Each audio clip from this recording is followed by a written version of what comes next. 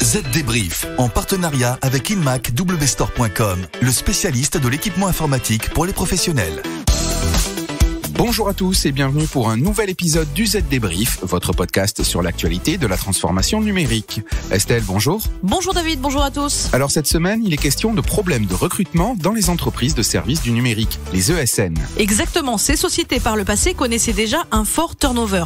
Mais en plus de leur croissance et la pandémie, les envies des salariés ont changé, vous l'entendrez. Autre sujet, les recommandations d'un régulateur français à propos du paiement des rançons, de rançongiciels aux pirates informatiques par les assureurs. Et surprise, ces sages ne s'opposent pas à ces paiements. Il sera aussi question du nouveau défi de Meta en matière d'intelligence artificielle, fabriquer un modèle unique capable de comprendre et de traduire en simultané des centaines de langues. Et puis nous parlerons de l'explosion des chevaux de Troie qui visent les applications mobiles et les sites de banque. Plus de 100 000 nouvelles variantes ont envahi nos smartphones. Enfin, David vous donnera quelques conseils pour ne pas vous faire espionner via votre iPhone.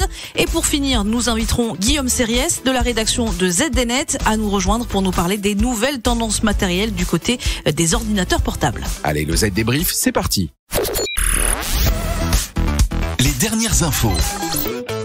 Commençons d'abord par ce nouveau défi pour les entreprises de services du numérique français. À l'image de Capgemini ou de Bluesoft, ces sociétés se portent bien et affichent des résultats de croissance conséquents, mais elles ont toutes de grosses difficultés du côté des ressources humaines. Et oui, pour pouvoir se développer, elles ont besoin de recruter sur un marché du travail qui devient ultra concurrentiel pour les employeurs.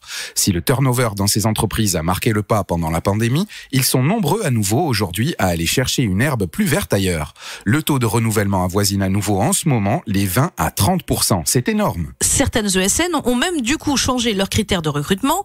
Par exemple, si auparavant la société Bluesoft privilégiait pour ses activités de conseil des profils seniors qui se font rares, elle choisit désormais de favoriser le recrutement de jeunes talents moins expérimentés qu'elle compte faire grandir au sein de sa structure. Mais il est une autre chose que la pandémie a changé. Ce sont les envies de ces salariés très recherchés.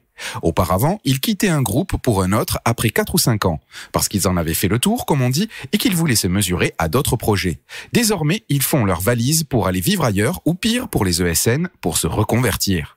Autrement dit, ils désertent la profession alors qu'ils sont très demandés. Pour les retenir, certaines sociétés ont du coup choisi de s'adapter. Bluesoft, par exemple, choisit de recruter dans diverses régions, histoire de permettre aux Parisiens qui n'en peuvent plus de la capitale de pouvoir s'exiler en province tout en restant dans le groupe.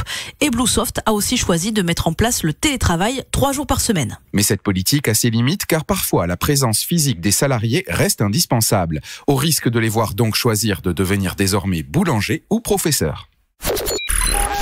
Passons maintenant à ce débat qui fait rage. Les assureurs peuvent-ils proposer aux entreprises des contrats qui garantissent le paiement de rançon en cas d'attaque informatique ? Souvenez-vous, nous en avions parlé au printemps dernier. Au Sénat, le patron de l'ANSSI avait alors accusé les assureurs de faire le jeu des cybercriminels en facilitant le paiement de rançon lors d'attaques qui visaient leurs clients. Des accusations qui avaient conduit notamment AXA à suspendre son option cyber-rançonnage dans ses contrats et à certains de réclamer l'interdiction de ces versements. Eh bien, le Haut Comité juridique de la place financière de Paris, qui planche sur le sujet depuis plusieurs mois, vient de rendre son verdict. Cette trentaine de juristes, avocats, fonctionnaires ou spécialistes de la gestion des risques affirment que cette interdiction va soulever bien des difficultés. D'une part, ils remarquent que rien ne vient légalement empêcher le paiement d'une rançon. Ce n'est pas en soi une activité illicite, excepté si la somme extorquée est destiné à financer un acte de terrorisme. Le contrat d'assurance contre les ransomware est comparable à celui qui couvre aujourd'hui le vol ou la destruction. Ces sages font aussi remarquer que ces contrats jouent un rôle important pour inciter les entreprises à adopter les bonnes mesures de protection. Cette organisation estime aussi que de leur côté, les assureurs doivent désormais conditionner le versement des rançons à un dépôt de plainte. Ils leur recommandent aussi d'exiger une analyse systématique des alternatives au paiement, de tracer les fonds remis sur les blockchains pour améliorer les chances d'identification des cybercriminels ou encore d'éviter de renvoyer leurs clients vers des négociateurs peu scrupuleux. Allez, maintenant, qui n'a jamais rêvé d'un outil qui permette de communiquer avec le monde entier ? Non pas créant une langue comme feu l'espéranto, mais grâce à un outil qui les traduit toutes. C'est le nouveau défi que s'est lancé Meta, l'ex-Facebook. Mark Zuckerberg vient de déclarer que sa société allait fabriquer un modèle unique capable de comprendre des centaines de langues et un traducteur vocal universel. Ce modèle d'intelligence artificielle est décrit par Mark Zuckerberg comme un modèle neuronal de bout en bout pour la construction d'assistants sur les appareils. Pariez sur la modernité avec le Lenovo ThinkBook. Une gamme pensée pour l'entreprise, conçue pour vous avec ses différentes tailles d'écran pour répondre à tous vos besoins. Choisissez l'ultra-légèreté avec le ThinkBook 13X, la polyvalence avec le 14S Yoga convertible, les performances maximales avec le 15P ou le double écran tactile avec le Lenovo ThinkBook Plus. Découvrez toute la gamme Lenovo ThinkBook chez InMac W Store. Le chiffre marché. Le chiffre de cette semaine, c'est 100 000 pour 100 000 nouvelles souches de chevaux de Troie bancaires détectées dans nos téléphones portables en 2021. Les pirates suivent la tendance et comme on délaisse nos ordis pour nos téléphones, en particulier pour les opérations bancaires, ils se mettent à attaquer nos précieux portables avec ces virus dédiés, nommés Trojans ou encore chevaux de Troie. Comment ? De manière très classique, d'abord avec des phishing et le téléchargement et l'exécution de logiciels suspects. Mais certaines applications sont aussi présentes dans les magasins d'applications officiels, notamment le Google Play Store. C'est la société Kaspersky qui a levé le voile sur ces nouvelles souches de Trojans bancaires et révélé que les populations les plus touchées habitaient le Japon, l'Espagne ou encore la France. Mais qu'on se rassure, Kaspersky indique aussi qu'après une forte hausse du nombre d'attaques détectées en 2020, les taux de chevaux de Troie bancaires sont désormais en baisse, même si ces attaques de mobiles deviennent de plus en plus sophistiquées. Ça promet. Ça peut toujours être utile. Une info maintenant pour savoir et surtout m'empêcher d'espionner votre chouchou David, votre iPhone. Je plaisante. Mais pas moi, et je vous déconseille d'essayer. Voilà l'occasion de donner quelques conseils pour se prémunir d'individus trop curieux. Donc tout d'abord, prenez votre iPhone en main et redémarrez-le au moins une fois par semaine. C'est déjà un geste efficace pour se protéger des intrusions, tout comme améliorer ses performances. J'imagine qu'il faut aussi tout simplement changer son code d'accès. Effectivement, et choisissez un code difficile à imaginer, pas votre date de naissance ou le nom de votre chien. Allez ensuite dans Réglages, puis Face ID et Code, et changez le code. Après le code, j'imagine, car nous sommes chez Apple. Il faut vérifier les données biométriques, celles qui donnent accès à votre smartphone. Et oui, parce que si vous pensez que votre iPhone a été compromis, vérifiez que des données biométriques n'ont pas été ajoutées pour pouvoir y avoir accès. Pour cela, direction encore une fois. J'imagine, car nous sommes chez Apple. Face ID, il faut vérifier les données biométriques, celles qui donnent le code d'accès si vous voyez l'option configurer une seconde apparence, c'est qu'il n'y a qu'un seul visage enregistré. Celle qui donne le code d'accès si à votre smartphone. Pas, ça veut dire qu'un autre visage a été ajouté. Attention donc. Petite précision, si votre iPhone dispose de Touch ID et non de Face ID, je vous recommande de supprimer toutes les empreintes digitales stockées et de les ajouter à nouveau en cas de doute. Et ça suffit ? Et non, c'est peut-être exagéré, mais dans ce domaine, il vaut mieux mettre ceinture et bretelles. Donc pour vérifier qu'il n'y a pas de spyware, vous pouvez scanner votre iPhone avec Certo Anti-Spy ou encore iVerify, ce sont les anti-spyware. Enfin, et ça paraît évident, ne confiez jamais votre iPhone à personne, jamais. Et c'est pareil d'ailleurs pour tous les smartphones.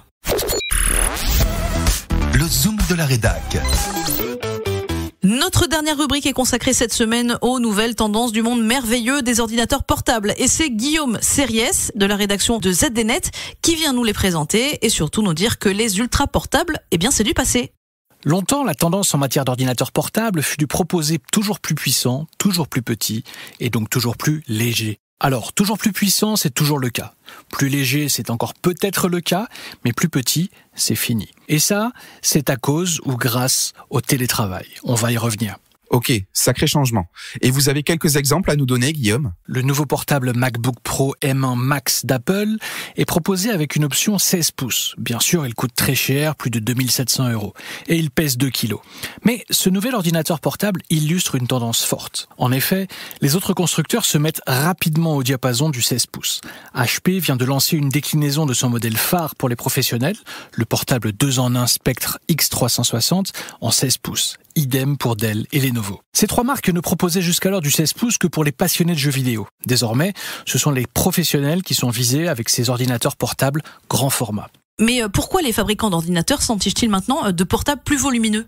Eh bien parce que de plus en plus de clients utilisent leur machine pour travailler et se divertir à la maison. Et s'ils se déplacent toujours avec un ordinateur portable, c'est de moins en moins souvent. Oui, cette tendance est une des conséquences de la mise en place massive du télétravail dans le monde entier. En clair, vous voulez plus de confort pour lire des informations à l'écran, quitte à transporter une machine plus lourde de temps en temps. Alors, allez-vous vous déplacer quelques vertèbres en transportant un âne mort dans les transports en commun, direction le bureau ? Pas forcément, explique Jason Shen, le PDG d'Acer. Oui, la taille des écrans augmente, dit-il. Mais les châssis des machines deviennent aussi de plus en plus fins et et de plus en plus léger. Les fabricants d'ordinateurs portables utilisent souvent d'ailleurs des châssis d'ordinateurs 15 pouces pour y positionner des écrans 16 pouces. Et vous prendrez tellement goût aux grands écrans que vous adopterez d'ici 2 ans peut-être un ordinateur portable de 17 pouces.